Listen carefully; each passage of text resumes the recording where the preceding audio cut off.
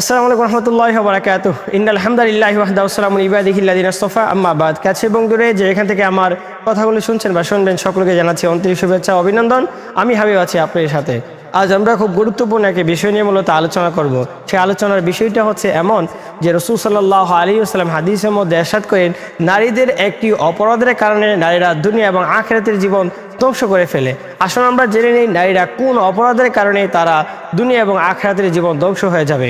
আমার প্রিয় ভাইয়েরা, আমরা যদি লক্ষ্য করি রাসূলুল্লাহ সাল্লাল্লাহু আলাইহি ওয়াসাল্লাম যখন মেরাজের রজনীতে মেরাজ করেছিলেন এবং জান্নাত এবং জাহান্নাম ঘুরে আসলেন, জাহান্নামের ভিতরে যাওয়ার পরে রাসূল সাল্লাল্লাহু আলাইহি ওয়াসাল্লাম লক্ষ্য করে দেখলেন অধিকাংশ নারীরা মূলত জাহান্নামের ভিতরে গিয়েছেন। তার কারণটা কি হতে পারে? নবী সাল্লাল্লাহু আলাইহি ওয়াসাল্লাম আমাদেরকে বলেছেন যে সেই কারণে মূলত নারীরা অধিকাংশ নারীরা জাহান্নামের ভিতরে যায়। নারীরা হচ্ছে তারা স্বামীর কৃতজ্ঞতা মূলত প্রকাশ করে না। এই জন্য রাসূল সাল্লাল্লাহু আলাইহি ওয়াসাল্লাম বলেন, মা রাআইতা মিনকা খয়রান কত্তুর, কোনো নারীদেরকে আপনি ভরণ পোষণ যা কিছু দেন না কেন, নারীরা মূলত কৃতজ্ঞতা প্রকাশ করে না। এই জন্য মূলত নারীরা, বেশি সংখ্যক নারীরা মূলত জাহান্নামের ভিতরে প্রবেশ করবে। এখন আরেকটা কারণ মূলত আমরা জানি নারীরা কোন কারণে মূলত জাহান্নামের মধ্যে অধিকাংশ মধ্যে প্রবেশ করতে পারে। তার অন্যতম একটা কারণ হচ্ছে নারীর সংখ্যা দিন দিন মূলত বৃদ্ধি পাবে। আমার প্রিয় ভাইরা, নারীদের সংখ্যা যখন দিন দিন বৃদ্ধি পাবে তখন অধিকাংশ নারীরা মূলত জাহান্নামের ভিতরে প্রবেশ করবে। এটাই মূলত স্বাভাবিক কথা। আর একটা কথা হচ্ছে নারীরা পুরুষদের কাছ থেকে মূলত নূরগুলো মূলত কেড়ে নেই, নারীদের সৌন্দর্য মূলত প্রকাশ করে।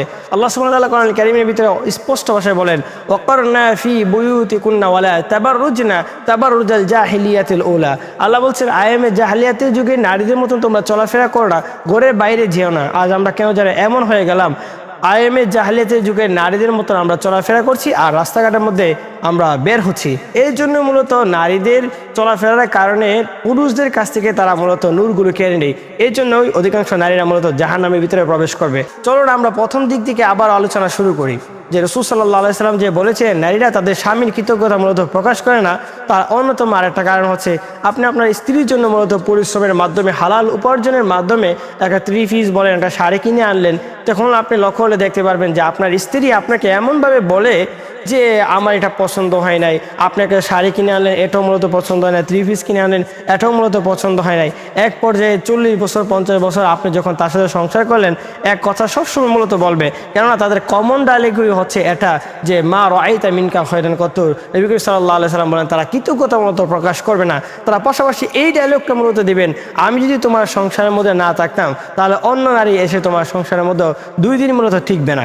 এইটা হচ্ছে নারীদের মূলত কমন ডায়লগ। আর এই কমন ডায়লগের কারণে ইসলাম আপনাদেরকে বলছেন যে নারী সমাজ শুনে রাখো। রাসূল সাল্লাল্লাহু আলাইহি ওয়াসাল্লাম বলেন এই কথার কারণে মূলত অধিকাংশ নারীরা মূলত জাহান্নামের ভিতরে প্রবেশ করবে। তাই আসুন, আপনাদের জন্য এই কথাটা হচ্ছে এমনভাবে যে রাসূল সাল্লাল্লাহু আলাইহি ওয়াসাল্লাম আপনাদেরকে বলেছেন যে আপনারা যদি মানুষের ধূস্তুতি এবং মানুষের যদি সমালোচনা করেন এবং পাশাপাশি যদি আপনারা যদি বেশি সংখ্যক নারী হওয়ার কারণে আবার পাশাপাশি এমনটা আছে আপনাদের ছেলেদের নূর নেওয়ার কারণে, আপনার স্বামী কৃতজ্ঞতা প্রকাশ না করার কারণে আপনার মূলত জাহান্নামে যেতে হবে। আসুন আমরা জাহান্নাম থেকে মূলত দূরে থাকি, আল্লাহ সুবহানাহু ওয়া তাআলার বিধান মূলত বাস্তবায়ন করি। আসসালামু আলাইকুম ওয়া রাহমাতুল্লাহি ওয়া বারাকাতুহু।